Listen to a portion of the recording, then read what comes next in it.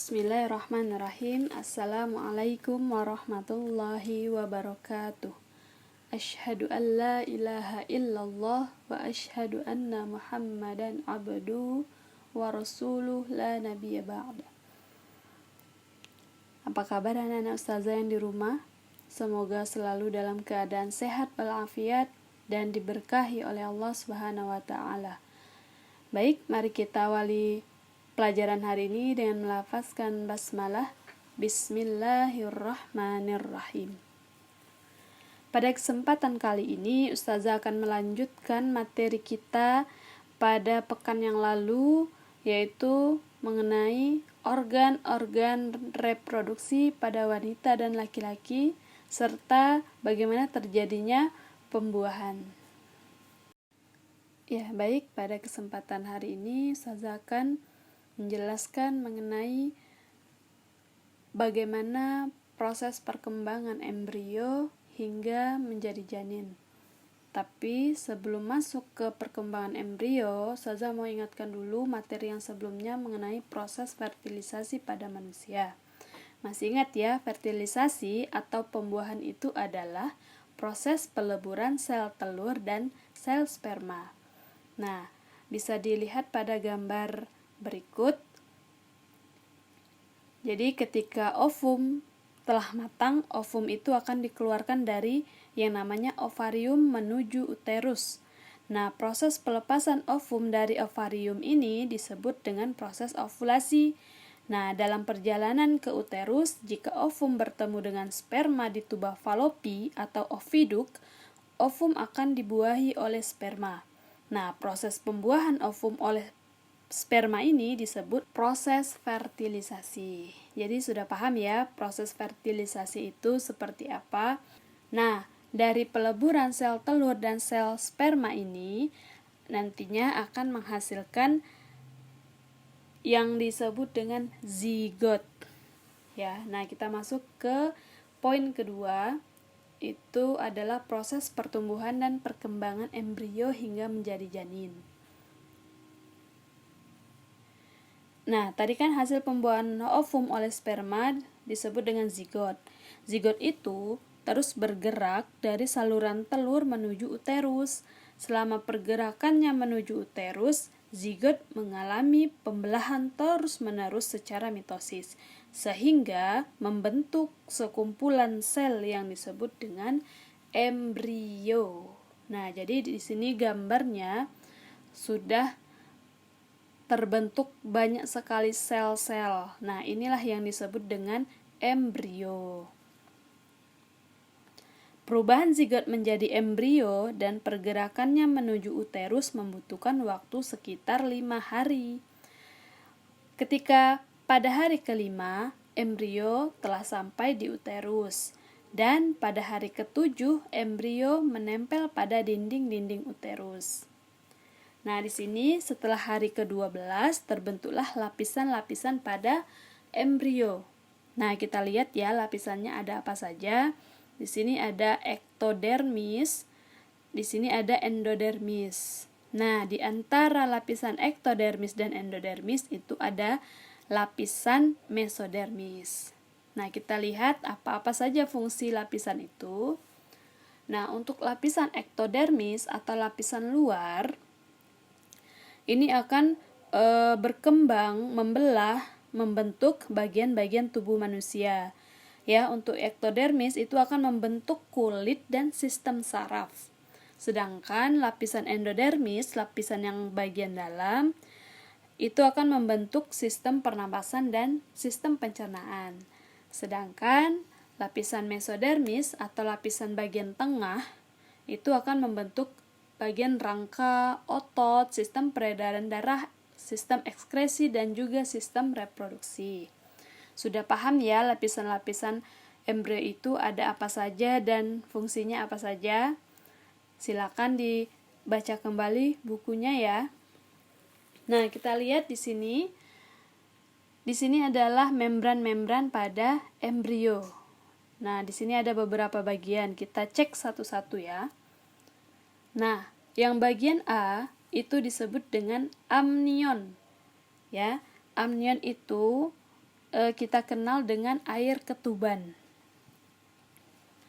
Nah, jadi amnion itu merupakan cairan tempat embrio mengapung, ya, atau air ketuban biasa disebut.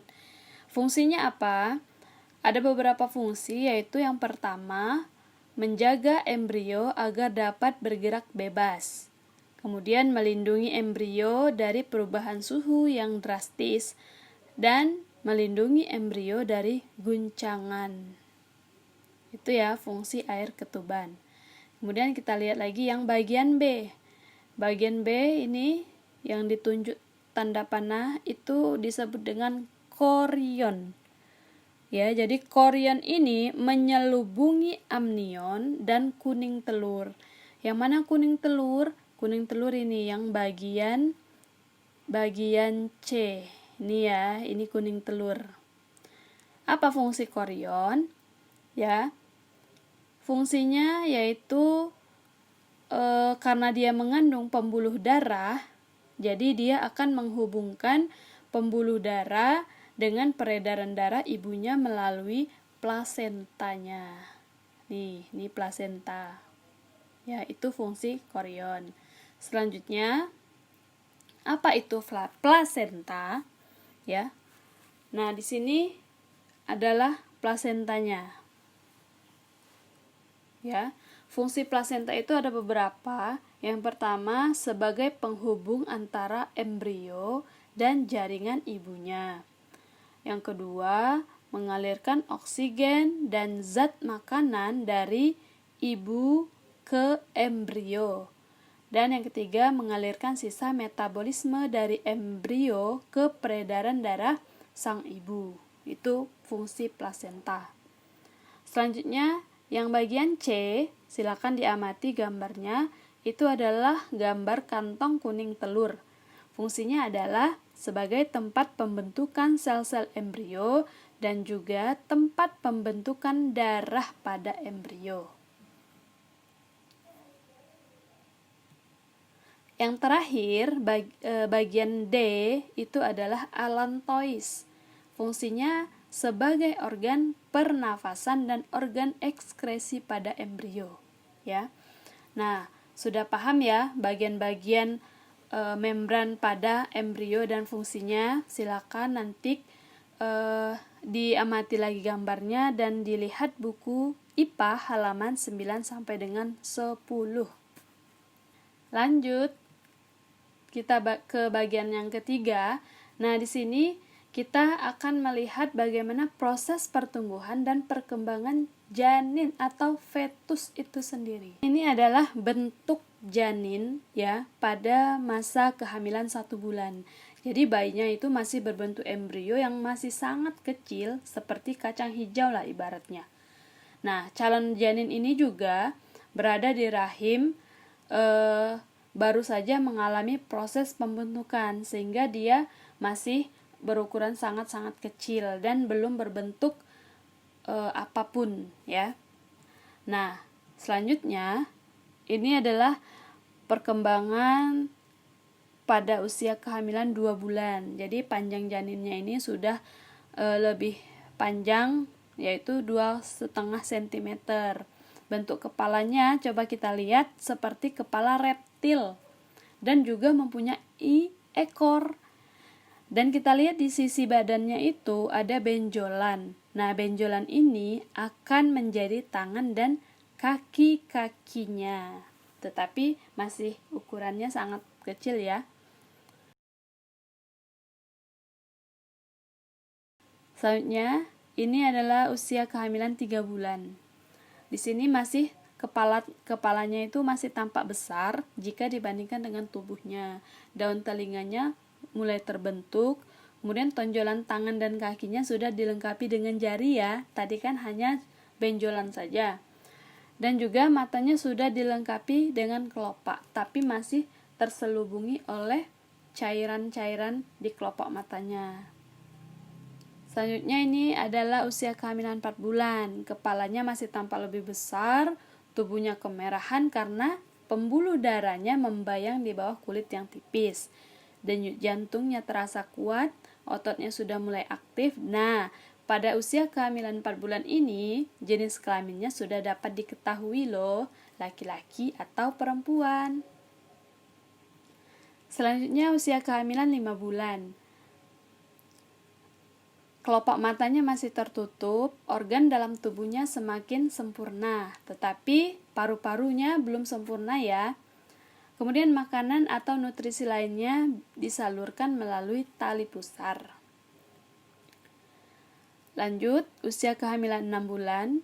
Di sini warna kemerahan pada kulit mulai berkurang.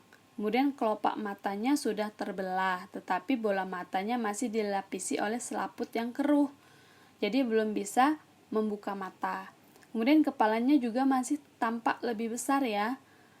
Dan juga paru-parunya juga belum berkembang dengan sempurna. Selanjutnya usia kehamilan 7 bulan.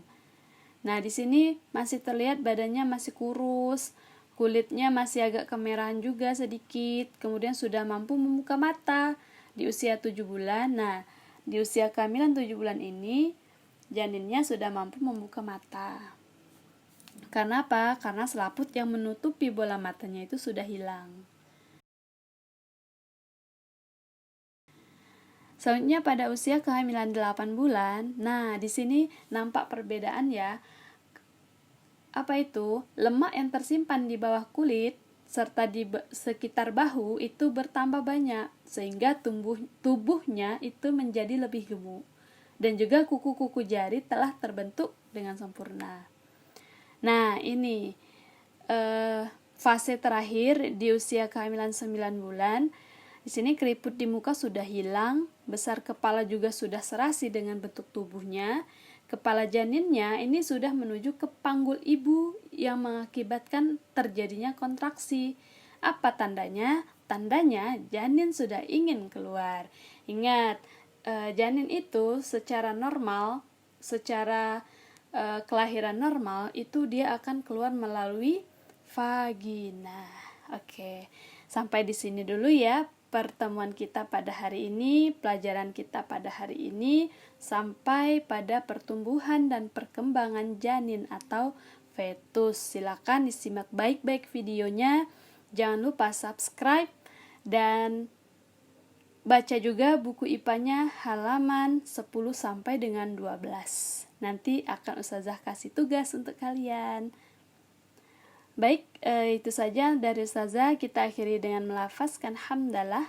Alhamdulillahirabbil alamin. Subhanakallahumma rabbana wa bihamdika asyhadu an la ilaha illa anta astaghfiruka wa atubu ilaik. Assalamualaikum warahmatullahi wabarakatuh.